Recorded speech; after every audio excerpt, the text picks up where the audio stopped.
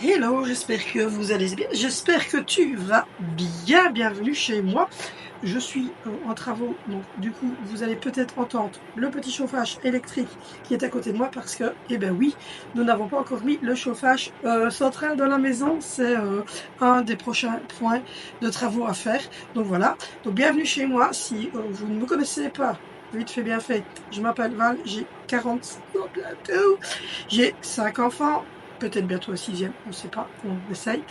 Je suis mariée depuis plus de 20 ans et je viens d'acheter cette maison il y a à peu près 2 ans avec mon chéri. Je fais des vlogs, je fais des hauls, je fais des retours de courses. Je suis également sur TikTok, sur Facebook et Instagram. Mais voilà, il y a eu quelques soucis avec mon compte Insta, donc je suis en train de regarder pour refaire quelque chose de sympa sur Instagram. Du coup, en tout cas, j'espère que tu vas bien, j'espère que vous allez bien. Et du coup, je me suis dit que j'allais vous faire une petite vidéo. Du coup, je me suis fait un petit coin pour ce genre de vidéo. Et comme je laisse pousser mes cheveux, j'essaie de les maintenir comme je peux. Donc voilà. Donc en tout cas, j'espère que ça va. On va commencer tout de suite par mettre les choses au point. Sur les réseaux sociaux, je vois tout et son contraire et je vois surtout tout plein de conneries. Donc d'accord, ça me fait bien rire. Donc voilà, donc j'ai également un peu vu les gens sur TikTok qui, au début je pense, c'était une forme d'humour. Maintenant je pense plutôt que c'est une forme d'acharnement, mais ça c'est pas trop grave. Mais qui s'en prennent aux mamans Montessori et qui en font des sketchs où franchement c'est n'importe quoi. Où je suis une maman ghetto-sorry. Enfin ça veut rien dire ghetto-sorry et sort du ghetto, tout va bien. Enfin, essayez déjà d'employer des termes corrects. Donc je vais remettre les choses un petit peu au point parce que j'utilise l'éducation bienveillante et positive depuis 16 ans, c'est-à-dire depuis que j'ai eu mon premier enfant. Parce qu'on me dit toujours que ça ne fonctionne pas, mais si, ça fonctionne, mais il faut l'avoir fait tout petit, sinon ça ne fonctionnera pas, ça c'est clair et net. Mais soyons clairs, je gueule. Je voulais vous mettre les choses au point. Je fais effectivement cette éducation, mais je crie parfois. Soyons clairs, mon enfant ne choisit pas son prénom, ne choisit pas de s'appeler graine de sarrasin, pépin de cerise ou arc-en-ciel vert, ça non plus, c'est complètement ridicule. Et mes enfants disent bonjour et au revoir. Alors, j'entends plein de choses comme ça, où on n'oblige pas les enfants à mettre leur ceinture de sécurité dans un véhicule. Je ne sais pas où vous sortez de ça, mais si, on oblige les enfants à mettre sa ceinture de sécurité dans la voiture. C'est même pas discutable, que ce soit en bienveillance ou en ghetto-souris, comme vous appelez ça, ou que on s'en fout quoi. Enfin, voilà, c'est tout des trucs que j'ai vus et on critique certaines mamans qui passent du temps dans leur voiture à attendre que leur bébé se réveille pour ne pas les sortir et les réveiller de manière brutale. Et également graines de sarrasin, pépites de cerise et je ne sais pas quoi, et des choses hurluberlesques que j'ai tout de suite pas compris du tout, où visiblement on laisserait l'enfant en fait décider et voilà. Alors déjà, soyons clairs, l'éducation Montessori n'existe pas. Je vais être clair avec vous. Montessori, c'est une forme d'éducation, mais scolaire. Voilà, ça n'a rien à voir avec l'éducation que vous donnez à votre enfant. Il y a une différence. À l'école, on leur apprend à lire, à écrire, à compter. On peut leur apprendre à avoir de la psychomotricité fine, de la psychomotricité locomoteur. On leur apprend différents sports, on leur apprend les langues étrangères. On va leur apprendre le vivre en société. Ce qui manque beaucoup dans notre société d'ailleurs, c'est que je me rends compte que beaucoup de personnes, même adultes, ont un gros manque de vivre en société. On va leur apprendre, certains tout petits vont avoir l'apprentissage de la propreté, l'apprentissage de son corps, l'apprentissage du... Je ne le dirai pas parce que sinon je ne pourrais pas mettre ma vidéo, mais voilà. Mais tout ça, c'est une éducation scolaire. Et à côté de ça, vous avez votre éducation que vous, en tant que parent, vous êtes censé avoir fait ou faire chez vous, en tout cas, qui est bonjour, au revoir, merci, s'il vous plaît. même dans la bienveillance, l'enfant le fait. J'ai pas trop compris cette histoire, mais voilà, ça m'a énervé un petit peu parce que je me dis, quand j'ai montré ce genre de vidéo à mes enfants qui ont 16 ans, mon fils m'a regardé, il m'a dit, il m'appelle pas graine de sarrasin, je mets ma ceinture de sécurité, je vais chez le médecin quand je suis malade, voilà, donc voilà. Alors oui, il y a des choses qu'il faut respecter, je vous en parlerai après, suivant l'âge de l'enfant, la gravité de la maladie et l'acte qui va être posé, il faut évidemment parler à l'enfant, lui expliquer ce qui va se passer et ne pas imposer quelque chose que l'enfant ne voudrait pas, parce que c'est son corps, mais vous restez quand même maître de ce que vous devez faire. Enfin, s'il vous plaît, c'est même pas risible ce genre de vidéos. J'en ai regardé 2-3 pour essayer de comprendre. J'en ai plein dans mon pourtour de TikTok, ça commence à m'énerver. Et je me suis dit bon, hop, je lâche le bazar et on va en parler. Donc Montessori, c'est une éducation pour la psychomotricité, le cognitif et également pour l'autonomie de l'enfant, avec évidemment des apprentissages qui sont les apprentissages qu'il a besoin. Je rappelle que, soyons clairs, marcher et faire pipi, pour moi, ne font pas partie d'un apprentissage, mais d'une acquisition qui arrive à un âge où certains enfants vont être propres à 1 an et demi, certains enfants vont être propres à 5 ans. Voilà, je le dis honnêtement, mais soyons clairs que Montessori, c'est pas une éducation. L'éducation, proprement dite, que vous êtes en train d'attaquer sympathiquement, qui est la mienne, mais moi je manquerai encore quelque chose que vous pensez de mon éducation, mais voilà, je mets les choses au point parce que ça devient n'importe quoi. C'est l'éducation bienveillante et positive. Rien à voir. C'est pas une éducation Montessori.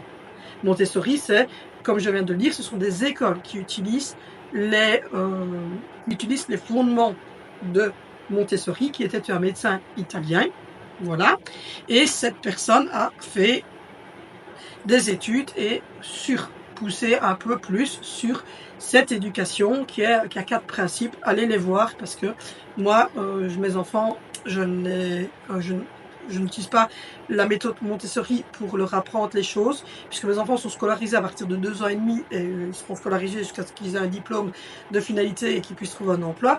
Donc, du coup, moi, c'est le traditionnel, quoi. Ils apprennent à lire et écrire de manière traditionnelle. Ils apprennent dans des écoles tout à fait normales. Mais je sais qu'effectivement, certaines mamans qui décident de faire l'école à la maison ou l'instruction donc en famille préconisent cette éducation Montessori et utilise les fondements de l'éducation Montessori dans l'apprentissage cognitif, psychomoteur et dans l'autonomie des enfants. Donc ce qui n'a rien du tout avec votre éducation à vous, qui est l'éducation dans laquelle votre enfant doit dire bonjour, doit dire merci, doit dire s'il vous plaît, doit mettre sa ceinture de sécurité, doit aller coucher à 20h ou à 22h, ne peut pas regarder d'écran, on peut regarder des écrans, ne peut pas manger de chocolat, on peut manger du chocolat, prends sous 4 heures à telle heure, mange tes légumes, nanani nana, voilà, tout ça, c'est ce que vous travaillez à la maison et donc c'est votre éducation. Et ça, on ne parle pas du tout d'éducation Montessori dans ce cas-là, on parle des éducations positives et bienveillantes. Alors qu'est-ce que, encore une fois, cette éducation positive et bienveillante? Mes enfants, je les ai baptisés, donc genre pas, je dis baptisé, c'est-à-dire que j'aurais donné un prénom à la naissance, c'est ce prénom-là qu'ils utilisent. Ils vont pas choisir de changer de prénom en cours de route. Soyons clairs, hein, je leur ai choisi un prénom qui est Vinicio, Valentino, Zoé, Angelina et Alessandro. Voilà. Maintenant, je vous les ai donnés, c'est les 5 prénoms de mes enfants. Ils s'appellent Vinicio, Valentino, Zoé, Alessandro et Angelina. Ils n'ont pas changé de prénom. Ils ne s'appellent pas Graine de Pavot, Graine de Sarrasin et Graine de Chia. Voilà. Ils ne s'appellent pas Arc-en-Ciel vert. Ils ne se prennent pas pour une grenouille, le lendemain pour un canard et le surlendemain pour le cerf qui se trouve à côté de moi. Hein. Voilà, soyons clairs. Pourtant, oui, j'utilise la méthode de positivité et de bienveillance pour éduquer mes enfants. Alors, qu'est-ce que ça veut dire en gros? Ça veut dire que j'oblige mes enfants à dire bonjour. Donc, si mon enfant va rentrer dans un magasin avec moi, je ne les prends pas parce que je ne suis pas tarée, mais enfin, on ne sait jamais, voilà. Quand on va quelque part avec mes enfants vont vous dire bonjour. Clairement. Voilà. Et au revoir. Clairement. Sauf qu'on ne va pas obliger un enfant à donner un bisou à quelqu'un s'il n'en a pas envie. Différence. Bonjour. Hello. Ciao. Good morning. Bonjour. Au revoir. Bye. Hey, salut. Voilà, ça, c'est obligé. C'est obligé. Voilà. Même moi, quand la personne n'a pas répondu à mon enfant, c'est pas grave. Lui, il a fait. Mais je ne l'obligerai pas à donner un bisou. Un bisou. Un bisou. S'il n'en a pas envie. Même à moi. Voilà. Tout bonnement. C'est pas bonjour et au revoir, c'est donner un bisou. Voilà. Bonjour, ils vont le dire. Au revoir, ils vont le dire. Ils vont juste pas obligés à donner un bisou à cet enfant. Voilà. Donc si l'enfant il n'a pas envie de donner un bisou à sa mamie, il ne donne pas un bisou à sa mamie. S'il n'a pas envie de donner un bisou à tata, à son parrain ou China, mais à qui que ce soit, même à moi, même à son papa, il ne va pas donner un bisou. Mais bonjour, ça va, ça va. Point. Voilà. Donc il y a une différence entre mon enfant ne doit pas dire bonjour. Mais si mon enfant doit dire bonjour, il va juste pas donner de bisous s'il n'a pas envie de donner de bisous. Voilà, clair, c'est tout. Ensuite, pour ce qui est des prénoms, quand vous avez choisi le prénom de votre enfant, vous l'avez choisi, il va s'appeler comme ça. De toute façon, à l'heure actuelle, une fois qu'ils ont 12 ans, ils s'appellent tous gros et frères. Et ref. Donc voilà. Moi, j'ai 3 ados qui ont 16, 15 et 12 ans, ils s'appellent tous gros et ref. Donc voilà. Mais, ceci étant dit, mon éducation à moi, qui est une éducation bienveillante et positive, a certains critères. Donc oui, je me mets à la hauteur de mon enfant. Alors, mon gamin qui a 16 ans, il est à la même hauteur que moi. Mon petit qui a 3 ans, je vais le prendre sur mes genoux, je ne vais pas me baisser, je vais le prendre sur mes genoux, je vais lui dire « Oh !» Voilà. Mais si mon fils pète une crise parce que on a décidé que il n'aurait pas, je sais pas, il ne sortirait pas. Voilà. Prenons l'exemple, il ne sort pas à pieds nus. Non, tu mets tes bottes, point. Tu mets celles que tu veux, tu choisis les chaussures que tu veux, mais tu mets une paire de chaussures pour sortir, bordel. Voilà, parce qu'il pleut. S'il pète une crise, il pète une crise. Eh ben, il fait sa crise dans son coin. Et je ne vais pas aller lui dire, tu fais une tempête émotionnelle. Mais non, je ne lui dis pas ça. C'est quoi vos histoires de tempête émotionnelle? C'est encore un terme qui est inventé pour quelqu'un qui ne sait pas vraiment ce que c'est.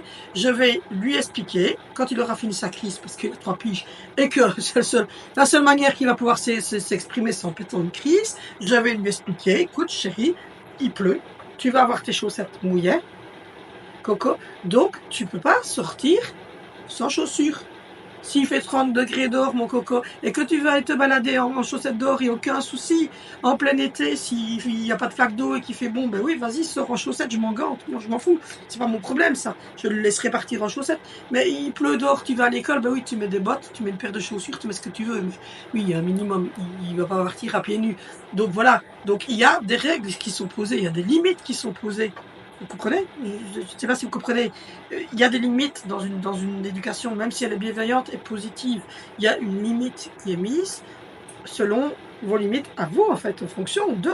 Alors oui, je ne vais pas partir en confrontation avec mon gamin de 16 piges, parce que quand il est rentré à la maison, il a mis son sac par terre et qu'il m'a dit « fais chier » et il est parti. Et oui, ben, il a passé une mauvaise journée à l'école. Quand il va revenir, on va en parler à table. Et je lui dirai « tiens, ça s'est passé comment ta journée ?» Parce que connaissant mes enfants, quand je les vois revenir de l'école, je sais tout de suite lequel a passé une journée de merde et va me dire que ça n'a pas été. Mais encore une fois, il y a des limites. Mes enfants, par exemple, à 22h, les plus grands, je coupe même l'internet, je retire le wifi de la chambre. Et les 2 plus petits qui ont 8 ans et 3 ans, c'est 19h30. Ma fille qui a 12 ans, c'est 21h. Les frères qui ont 15 et 16 ans, c'est 22h quand il y a école le lendemain. Ensuite, le debout, c'est 7h pour tout le monde, 8h dans la voiture et on dégage à l'école. Point, c'est tout. Il n'y a pas de discussion, c'est des heures et c'est comme ça. Voilà. Je mets 2 cuillères dans une assiette, tu manges tes 2 cuillères. À part si tu as une gastro et que tu as mal de gorge ou que tu es vraiment au bout de ta vie, que tu es malade. Mais sinon, quand tout le monde va bien, je mets 2 cuillères dans chaque assiette. On se resserre après si on a envie. Si on a mangé ces 2 cuillères, on a mangé ces 2 cuillères. Mais non, je ne vais pas aller lui faire un sandwich ou de la pâte à crêpes crue parce que mon enfant l'a décidé. Donc voilà, parce que je supporte pas trop en fait qu'on... Je vais faire ça parce que ça m'assèche, c'est chiant. Je n'aime pas trop en fait qu'on fasse de l'humour sur des choses qu'on ne connaît pas soi-même. Donc avant d'aller commencer à faire de l'humour et d'aller un petit peu foutre le bordel sur les réseaux en parlant d'une éducation, il faut déjà la connaître soi-même, cette éducation. Et il faut avoir au moins réfléchi à ce qu'il en était. Voilà, c'est hors de question que je reste 2 heures dehors parce que mon enfant, il m'a mis dehors et qu'il ne veut pas m'ouvrir la porte. Déjà, mes portes ici, je laisse pas les clés sur la porte. Deuxièmement, je ne sors pas de chez moi par devant si mon petit est à l'intérieur tout seul. Il y a toujours un de ses frères et sœurs qui est avec, si je vais mettre sa sœur dans le bus, parce que j'ai un enfant porteur de handicap qui prend le bus le matin. Et si je vais avec mon chéri pour porter la chaise roulante et la donner au bus, etc., il y a toujours les 2 grands frères et la grande sœur qui sont avec mon petit.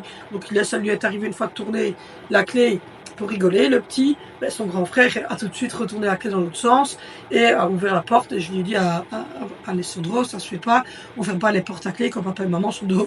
Voilà. Mais oui, effectivement, je crie parfois parce que il y a 5 enfants, parce que il y a des ados et que parfois il y a le son de la voix qui doit monter un petit peu pour passer au-dessus du leur. Alors oui, je ne punis pas mes enfants. Ça, visiblement, c'est une règle qui est assez claire chez nous. C'est qu'on ne va pas punir notre enfant. C'est-à-dire qu'on ne va pas frapper, on ne va pas mettre une claque, on ne va pas mettre dans le coin, on ne va pas punir tout simplement l'enfant. On ne va pas lui faire copier, on ne va pas faire des choses ainsi. Par contre, si mon enfant fait une bêtise, il va devoir la réparer. Donc encore une fois, réparer, c'est pas mettre le feu à des poubelles, hein, parce que mes enfants n'ont pas d'accès aux allumettes, aux briquets ou des choses ainsi. C'est une question de sûreté et dans la tête, hein, soyons clairs. Mais encore une fois, mes enfants n'ont pas d'accès du tout. Hein, voilà. Mais par exemple, oui, si un de mes enfants ou un chat de mes enfants, par exemple, l'autre jour, le chat d'un de mes enfants, d'un des grands évidemment, a fait tomber un vase. Je dis à mon fils, tu me rachètes un truc, hein. Voilà.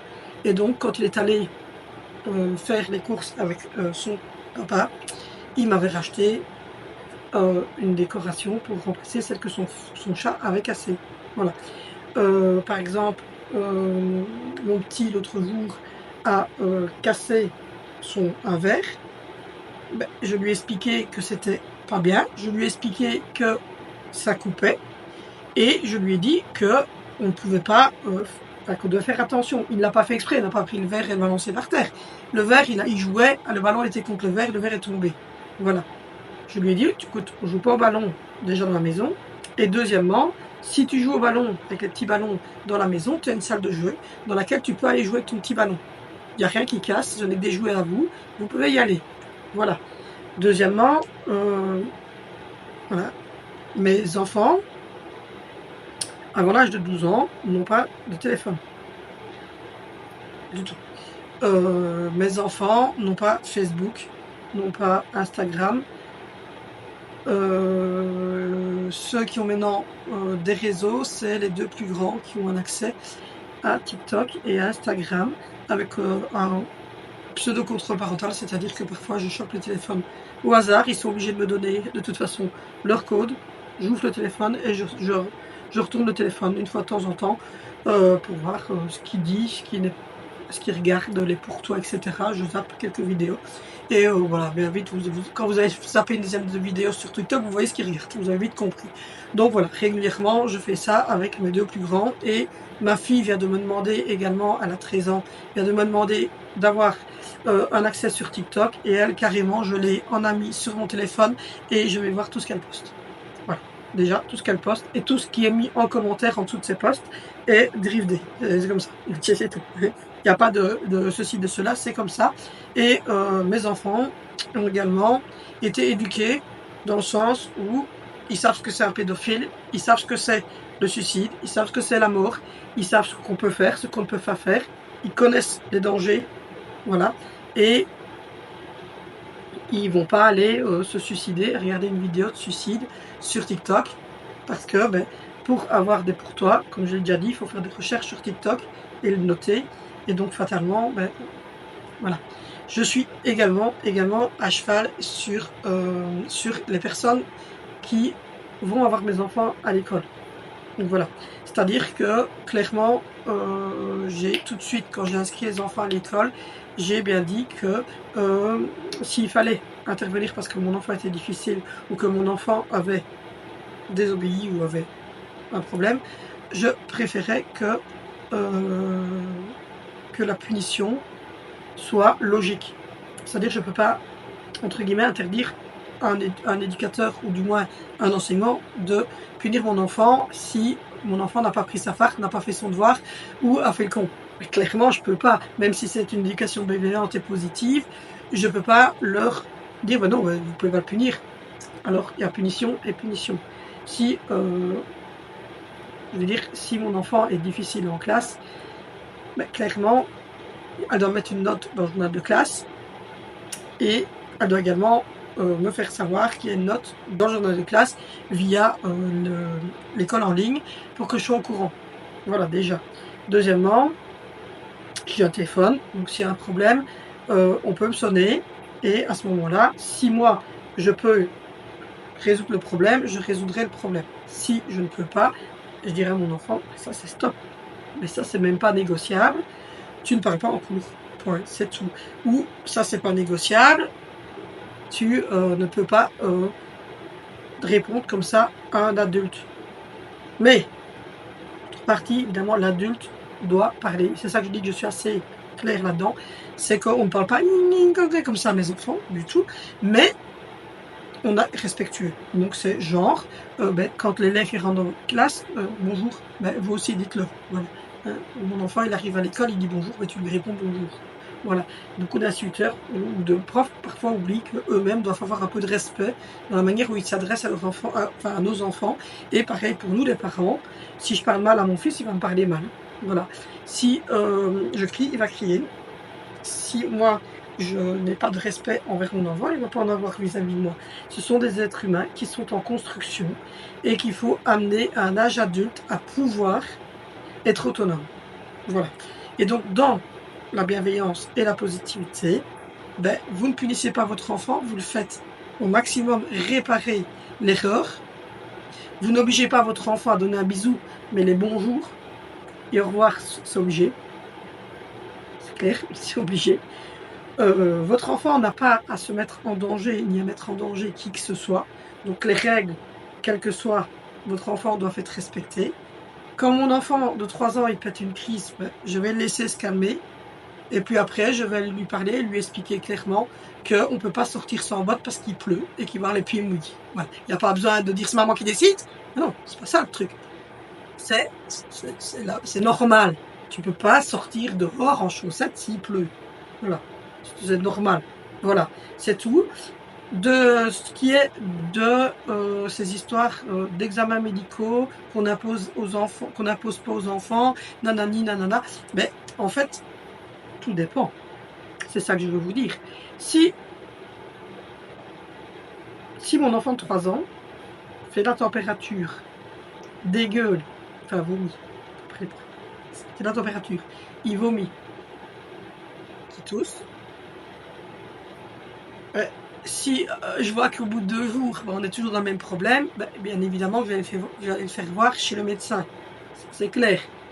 Voilà. Si mon ado pète une crise d'appendicite ou qu'il a un problème important de santé et qu'une opération ou une visite chez le médecin ça va pas être possible autrement, ils vont y aller. Voilà, ils le savent, ils vont comprendre. Après, quand je parle d'actes médicaux, je parle par exemple de vaccins. Voilà. Moi, j'ai pris ma décision de vacciner mes enfants pour les vaccins qui étaient obligatoires jusqu'à ce qu'ils aient, je pense, les derniers vaccins que j'ai pris, la décision, c'était jusqu'à 7-8 ans, parce que c'est tous les vaccins obligatoires. Après, pour ce qui est des vaccins comme le Covid, la grippe et le papillomavirus, je ne le fais pas moi-même, déjà, mais bon, voilà. Mais c'est un exemple. Mes ados ont le choix en fait de se vacciner contre le papillomavirus et contre le Covid ou pas. Voilà, tout simplement. Donc je ne vais pas obliger mon enfant à se vacciner contre le Covid. Moi, je ne me suis pas vacciné contre le Covid, mais si un de mes enfants m'a dit moi je me fais vacciner, il allait se faire vacciner, c'est tout. Là, mes 2 ados qui sont des garçons ont pris leurs responsabilités et il y en a déjà un qui est vacciné contre le papillomavirus et le deuxième va bientôt y aller. Il a rempli les papiers pour qu'il se fasse vacciner pour les papillomavirus. C'était leur choix à eux, c'est des garçons, mais ils comprennent et ils sont en âge de comprendre ce qu'est un vaccin et de prendre la décision. Voilà. Si mon fils rentre de l'école à 16 ans, qu'il a mal de tête, qu'il tout saute et qu'il me dit « Oh, je suis un peu malade », ben, oui, je vais lui dire « Tu veux rendez-vous chez le médecin ou quelque chose ?» S'il me dit « Non, ça va, laisse tomber, je vais prendre une pastille pour la gorge et un petit paracétamol et ça va le faire », ben voilà, c'est tout. Je vais pas insister, je vais pas lui dire oh, si, t'as vu, t'as mal de tête, moi je t'oblige à chez le... Non, je vais pas l'obliger chez le médecin. Il a 16-17 ans, voilà, c'est bien. Par contre, mon gamin de 3 ans qui fait 39 et une fièvre, ben oui, je vais aller chez le médecin. Enfin, il a 3 ans, donc je peux pas. Voilà, je peux pas lui dire, ben non, c'est bon, t'as raison Coco, tu veux pas aller chez le médecin. Si, tu vas chez le médecin, et le médecin va regarder ta gorge et écouter ton cœur, etc. Mais encore une fois, j'ai un médecin de famille qui, quand il réceptionne mes enfants, ce qui est très rare, parce qu'on ne va pas souvent chez le médecin, mais il explique à l'enfant, lui aussi, il va dire, ben voilà, écoute, je regardais dans ta gorge, ben, écoute, monsieur le docteur, il va regarder dans ton oreille, petit appareil, vous voyez. Par contre, mon fils de 16 ans, il ne va pas lui dire, ah, le petit appareil, non, il va dire, hop, je regarde ton oreille, hop, attends, soulève ton pull, je vais écouter ton cœur, tes poumons, hop, voilà, c'est tout. Est-ce que comme tu as mal au ventre, je vais palper ton ventre, et il palpe le ventre, voilà. Donc il dit ce qu'il va faire, mais ça s'arrête là. Mais sur mon enfant de 3 ans aussi, et il joue avec la lampe pour lui montrer que c'est une petite lampe, voilà. Mais, encore une fois, je n'oblige pas mon enfant de 16 piges à avoir un vaccin qui, au final, ne va pas lui sauver la vie ou ne va pas le soigner, mais quelque part, voilà. Alors, j'ai pas dit que le vaccin du Covid ne sauvait pas la vie, mais voilà. Moi, je ne l'ai pas fait, je ne le ferai pas. Après, ça, c'est chacun son choix, on va pas après le Covid. Mais donc, voilà, je remets les choses en règle sur cette histoire. Donc, voilà, l'éducation bienveillante et positive et l'éducation Montessori. Alors, ça s'appelle une éducation, mais ce n'est pas une éducation que vous allez faire à la maison. C'est donc de l'apprentissage, la Montessori. Voilà. Et quant à la Ghettosori, elle n'existe pas. Donc voilà. Donc arrêtez un petit peu cette polémique sur les réseaux sociaux. Chacun fait ce qu'il peut. Mais en tout cas, pour ma part, j'utilise cette éducation positive et bienveillante. Et ça fonctionne très très bien. Je ne vais pas crier sur mes enfants toute la journée non plus. Et bien évidemment que mes enfants s'habillent comme ils veulent, en fait. À part, une fois, si la tenue ne serait pas adaptée autant, bien évidemment, que si d'un matin, mon enfant, enfin, ils sont assez clairs dans leur tête pour ne pas le faire, mais évidemment, si un de mes enfants décidait de sortir en short, en t-shirt et un sac de neige, bien évidemment, je vais lui dire, écoute, tu ne vas pas sortir comme ça, il y a de la neige. Donc non, habille-toi. Mais bon, encore une fois, si les enfants sont clairs dans leur tête et qu'ils ont compris qu'il faisait froid, ils vont d'eux-mêmes s'habiller en fonction du truc. Voilà. Mais quand je dis qu'ils s'habillent comme ils veulent, c'est-à-dire qu'à part mon enfant de 3 ans, parce qu'il n'est pas encore... Si, il aime bien, il y a certains sweatshirts qu'il aime plus que d'autres. Donc ça, je sais bien. Il va dire Paw Patrol, il va dire les machines, parce qu'il a des trucs de grue, etc., qu'il aime vraiment bien. Voilà. Mais à partir de 7-8 ans, comme ma fille, et comme mes ados, bien évidemment que c'est eux qui choisissent leur habits, c'est pas moi. Et ils s'habillent comme ils veulent le matin. Voilà. Après, ils mettent un pantalon, un sweatshirt. Moi, mes garçons, ma fille, elle met un pantalon et un sweatshirt. Donc, voilà. Donc, du coup, elle n'est pas très féminine. C'est juste la couleur, peut-être. C'est vrai que Zoé, elle met du rose, que les garçons ont peut-être de rose. Mais bon, voilà. Et effectivement, dans l'éducation bienveillante et positive, on ne gendre pas l'enfant.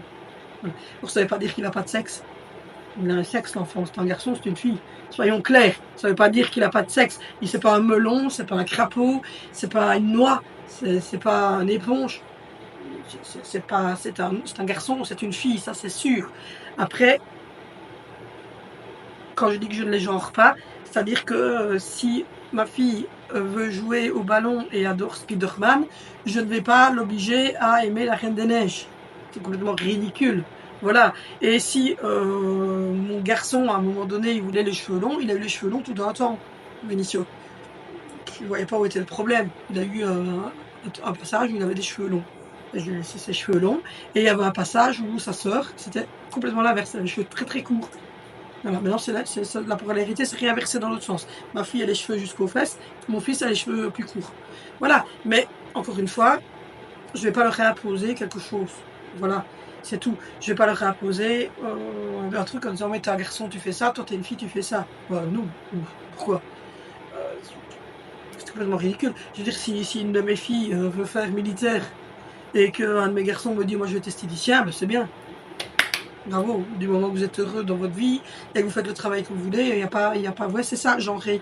C'est ça, genrer. Quand ils sont petits, si mon fils il passe des heures parfois à pousser la poussette de sa petite sœur, ouais, la poussette de bébé, de poupon, et quoi, parce que c'est un garçon, je lui dis, ben non, on joue avec des voitures. Pourquoi? Sandra, je lui ai offert une poupée à un moment donné, une petite poupée. Voilà, il a joué avec. Voilà. C'est ça, genrer un enfant, c'est-à-dire que si votre garçon il joue à la cuisine, il joue à la cuisine, c'est pas pour ça que ça va poser un problème plus tard. Voilà, et votre fille, si elle joue aux petites voitures, elle joue aux petites voitures, il n'y a rien de grave à ça. C'est ça, genrer.